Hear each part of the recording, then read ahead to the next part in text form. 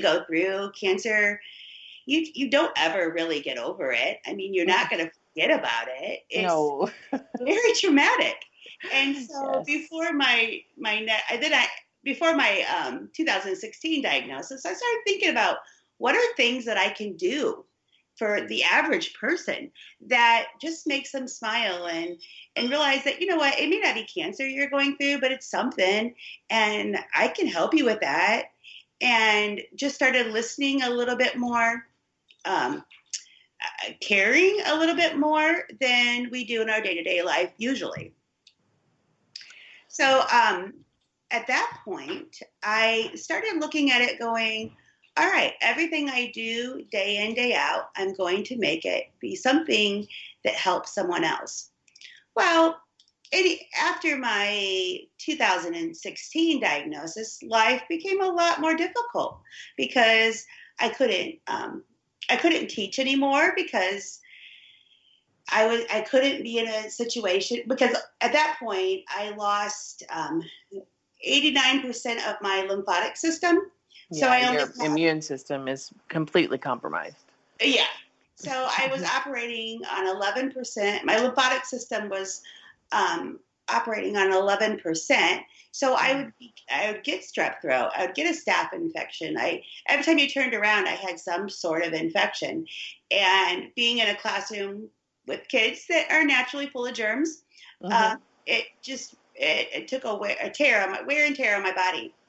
So which was devastating to me because that's who I am. That was my identity. I'm a teacher. I love kids. So I had to figure out a way to show the kids that I worked with that, you know what, it's not the end of the world, and um, and I'll just figure out something new to do. Well, I decided to start Uber driving because I love people. It just made sense to me. I love people, and I love to be like out and about, seeing new things, and you be in our area, which we're really close to Notre Dame, so we get to see we get to meet people from all over the world, really, right there. I mean, it's like United Nations in our backyard. So so I started thinking, all right, well, you have barriers when you're coming to our country for the first time. There's barriers, there's language barriers, there's all kinds of barriers, and let me help you with that. And because for me, I used to live in Scotland on the Isle of Skye, and when I arrived there, it just made sense because people helped me, so I was going to help other people. So that was my goal, and I did. I ended up making some really great friends and helping them with the barriers to work, helping them find out where they, where they wanted to shop, what they want to do. I helped some kids make friends with other kids. There are some people that, quite simply, they didn't have the social skills to be able to go out and easily meet other people. Well, I have pretty good social skills. So I thought, well, that would be my next little adventure. I then started hooking people up on dates, and they would meet each other. And, Oh my goodness. my theory was they're happy, if they have friends, they're going to be happy. And I just started making like friendship groups for people. And then it went on to just other little things. I would notice day in, day out, things that would make people smile or laugh. And that's kind of what I put all my efforts into. It was just trying to make everyone else happy, because if everyone else is happy, then I'm going to be happy. So and that's true. I mean, that's true energy. I think we may have been sisters separated at birth. Oh, So, nice.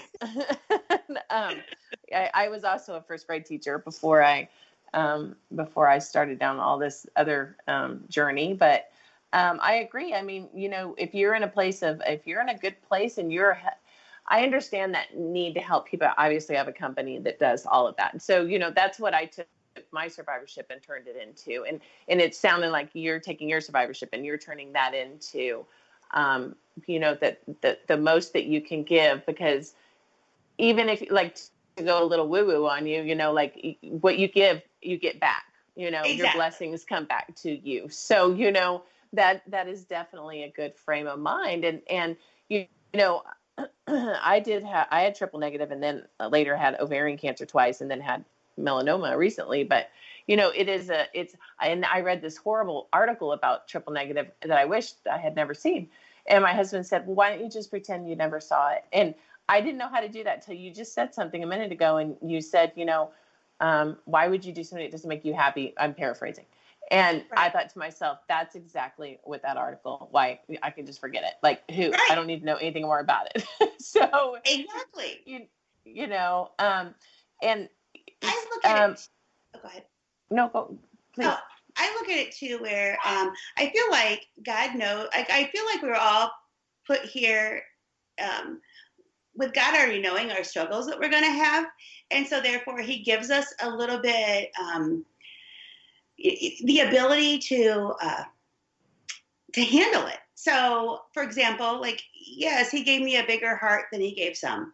He gave me a stranger personality than He gave some. He gave me some outgoingness because He knew I was going to need it. Um, so for me, it just makes sense that I'm the one that has a unique cancer because it's just me. It truly is. Right. No, I And get it. God gave me everything I needed to cope with it to get my plan done. So I'm okay Boy, with it. you really have a inspiring point of view. It's really nice to Oh, hear. thank you. Like you can get really bogged down with stuff, and you could really be bogged down with stuff. This is it's a serious diagnosis, and you're really choosing to really serve out your diagnosis in such a kind way. But I understand that being grown with a bigger heart, and that's not the easiest thing in the world either. No, because if you choose to see all the struggles that I mean, let's face it, our country is going through struggles right now, and if you Oh choose yeah. to look at all the sadness of it, you're going to be very depressed. So whether it's cancer, whether it's whatever it is, um, if you look at it with sad eyes, you're going to be sad. But if you can look at, okay, this person's going through this, let me that the whole world isn't that bad, and you got to look at the you got to find the positives, and you got to look for the gems in the world. Now, I have to tell you, that was what led me to Kim Becker with the Hello Gorgeous. And I have to share this story.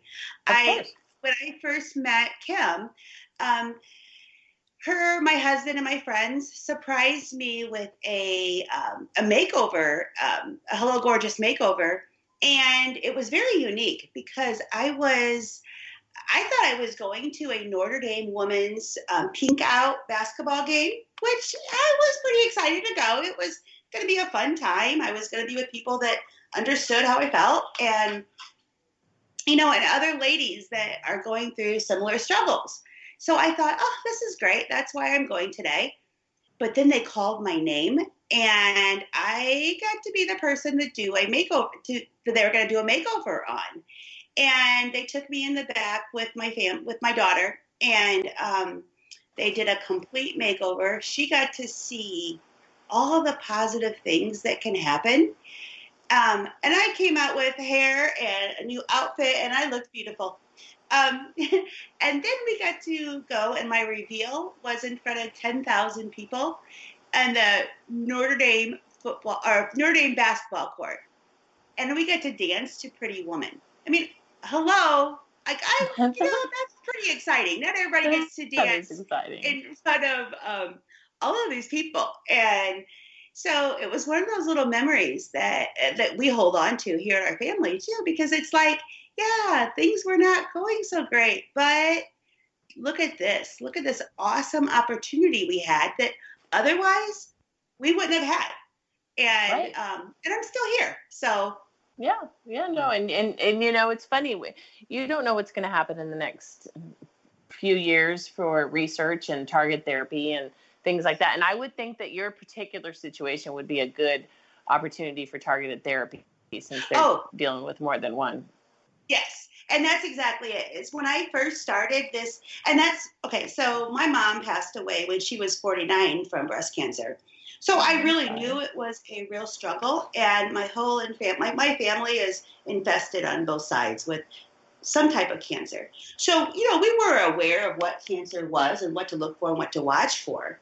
Um, but when just to show like all the great work all these little scientists are doing now, is the things that I went, like the types of treatment I went through didn't exist 21 years ago, when my mom passed. And well, just between you and me with triple negative was very different. And I was 2005 diagnosed. So, okay. like there's a lot of changes and, things like that. And I am so sorry we are out of time, but oh my goodness. I just wanted to let you know that I feel like your show is very inspirational and a positive note. And any listeners that were listening, Kristi is get a hold of, send me a message and I will hook you up with Kristi if you need a little moment of inspiration or things like that. But I want to thank you for joining us today on the Mama Bear Cancer Support Radio podcast on Society Bites Radio,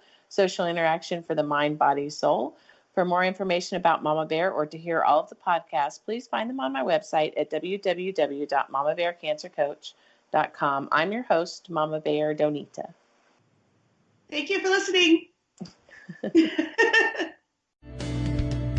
Until next time, thank you for joining Mama Bear Donita.